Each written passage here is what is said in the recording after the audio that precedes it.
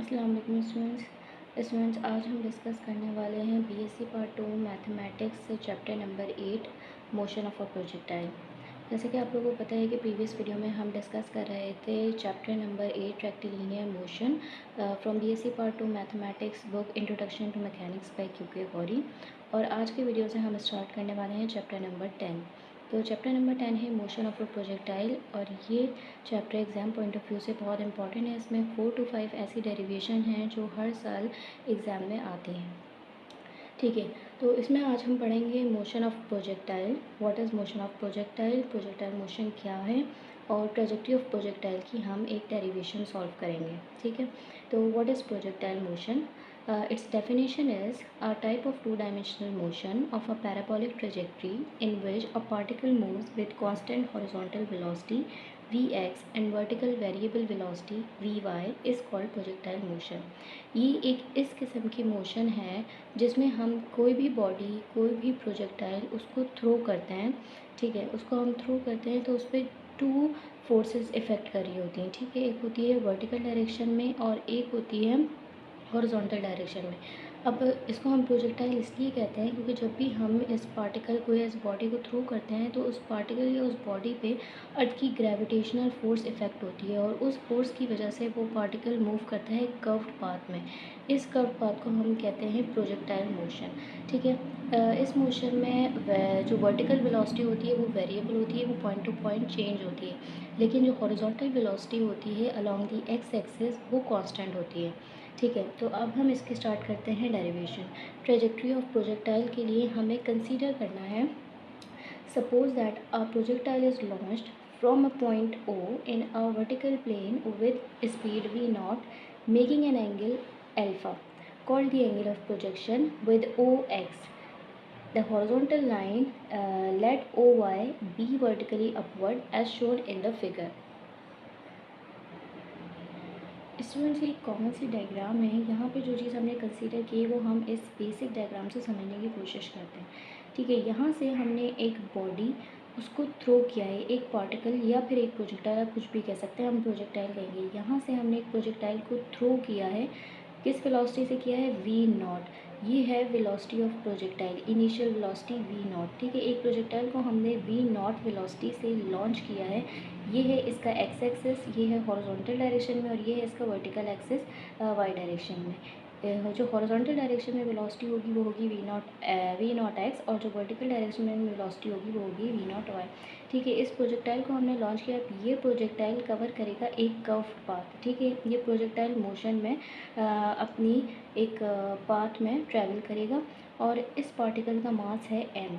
ठीक है, पार्टिकल का मास है m। अब इस पार्टिकल पे जो फोर्स इफेक्ट हो रही है वो होगी नेगेटिव mg माइनस mg। ठीक है, ये है पार्टिकल का मास, ये ग्रेविटी है, acceleration due to gravity which is in negative because ये अपवर्ड मोशन में इफेक्ट कर रहा है। ठीक है, क्योंकि इस पार्टिकल का जो मास है वो इफ़ेक्ट करेगा डाउनवर्ड डायरेक्शन में अर्थ की ग्रेविटी की वजह से। अर्थ की ग्रेविटेशनल फोर्स इस पार्टिकल को अपनी तरफ पुल कर रही है, इस वजह से हम यहाँ पे यूज़ करते हैं नेगेटिव जी, मीन्स के negative acceleration due to gravity. ये जे रिप्रेजेंट करता है डायरेक्शन को, क्योंकि ये वर्टिकल डायरेक्शन में फोर्स इफेक्ट करती है, इसलिए यहाँ पर हम यूज़ करते हैं जे।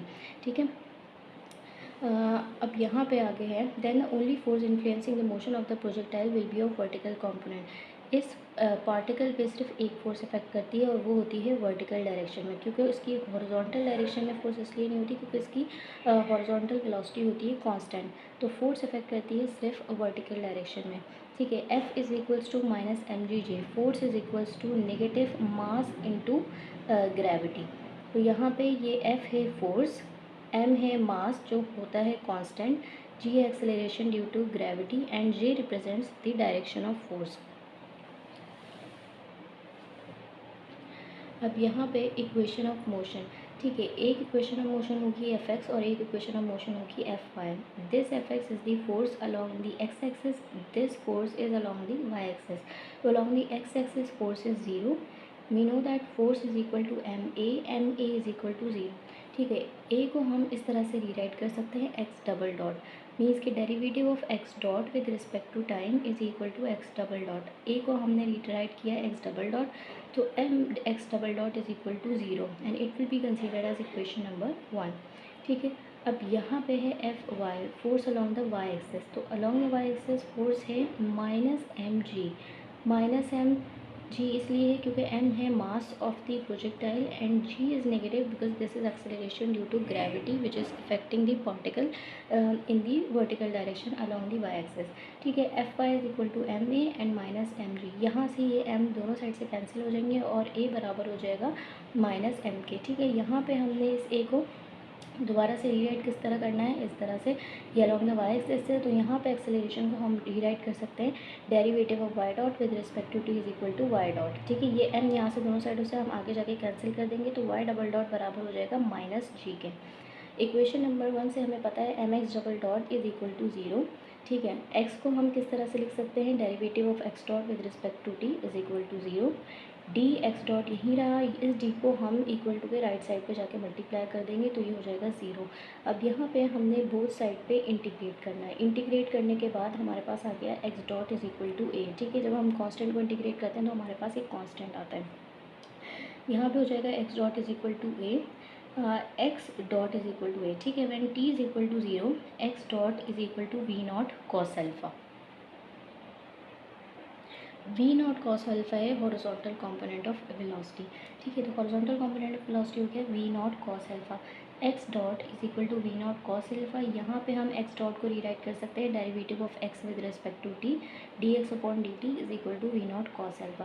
सिमिलरली यहाँ पे भी हमें इसे इंटीग्रेट करना है, integration of D X is equal to integration of V not cos alpha D T. ठीक है। वी नॉट कॉस अल्फा हमारे पास है कॉन्स्टेंट, डी टी को जब हम इंटीग्रेट करेंगे तो हमारे पास आ जाएगा V not cos alpha T plus B, B is a constant.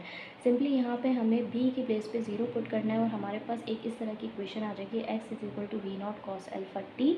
और टी की वैल्यू फाइंड आउट करने के लिए हमें इस इक्वेशन को इस तरह से अरेंज करना होगा, तो हमारे पास आ गई टी की value, T is equal to X upon V not cos alpha. ये वैल्यू हम आगे जाके अपनी डेरिवेशन में यूज़ करने वाले हैं। जैसे हमने इक्वेशन नंबर वन हमने यूज़ की है M X double dot is equal to zero. अब इसी तरह से हम अपनी सेकंड इक्वेशन को यूज़ करने वाले हैं डेरिवेशन कंटिन्यू करने के लिए। ठीक है। डेरिवेशन कंटिन्यू करने के लिए अब हमने जो अपनी पहली इक्वेशन थी इक्वेशन नंबर 2 वो थी M Y double dot is equal to minus M G. M दोनों साइड से कैंसिल किया, हमारे पास ये आ गया Y double dot is equal to minus G. Y को हम रीराइट कर सकते हैं derivative of Y dot with respect to T is equal to minus G. इसे हमने इंटीग्रेट किया तो हमारे पास एक वैल्यू आई Y dot is equal to minus G T plus सी। ठीक है। सी की जगह पे हमने क्या करना है, ये इसे हम कंसीडर कर लेंगे इक्वेशन नंबर 5। तो इस सी को हमने सिंपली पुट करना है सी की जगह ज़ीरो, सी की जगह ज़ीरो पुट करेंगे और वाई डॉट ये है vertical component of velocity, Y dot is equal to V nought sine alpha. ठीक है। वाई की जगह हमने पुट किया V nought sine alpha minus G T, T is equal to zero, तो ये पूरी वैल्यू हो गई सी और प्लस माइनस जी टी की जगह हमने ज़ीरो पुट किया, ये पूरी वैल्यू हो गई जी प्लस सी। ठीक है। सी की वैल्यू आ गई वी नॉट साइन अल्फा। अब वाई डॉट किसके बराबर हो गया, Y nought minus G T, ये इक्वेशन, और सी की जगह हमने वैल्यू पुट कर दी सी की which is V nought sine alpha. तो ये हमारे पास है एक इक्वेशन जिसको हमने यहाँ से रीराइट किया, सिर्फ हमने आके सी की वैल्यू सब्सटीट्यूट की है। ठीक है। वाई डॉट को हम रीराइट कर सकते हैं derivative of Y with respect to D T with respect to time V nought sine alpha minus G T. यहाँ पे हमने इसको रीअरेंज करके इंटीग्रेट किया है। इंटीग्रेशन के बाद हमारे पास वैल्यू आएगी y is equal to V nought sine alpha T minus G T square plus D. Simply यहाँ पे हमें d की वैल्यू की जगह ज़ीरो सब्सटीट्यूट करना है और हमारे पास वैल्यू हुई y is equal to V nought sine alpha T minus 1/2 G T square. अब इस पूरी इक्वेशन में हमें वैल्यू सब्सटीट्यूट करनी है t की, तो t की वैल्यू जो हमने यहाँ पे फाइंड आउट की थी t is equal to X upon V not cos alpha, इस वैल्यू में इस इक्वेशन में हम t की वैल्यू सब्सटीट्यूट कर देंगे।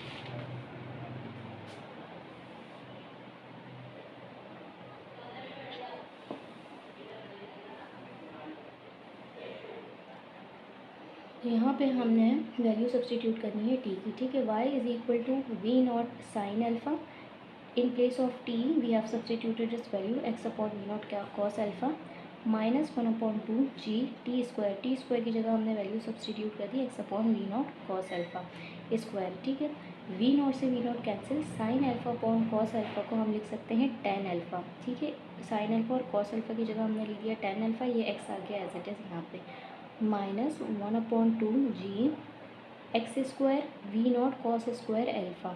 ठीक है, y is equal to x tan alpha minus G X square upon 2 v0 square. अच्छा, यहाँ पे सेक स्क्वायर अल्फ़ा कहाँ से है, 1/cos स्क्वायर अल्फ़ा को हम लिखते हैं सेक स्क्वायर अल्फ़ा। तो ये हमारे पास इक्वेशन आ गई है ट्रेजेक्ट्री ऑफ अ प्रोजेक्टाइल की।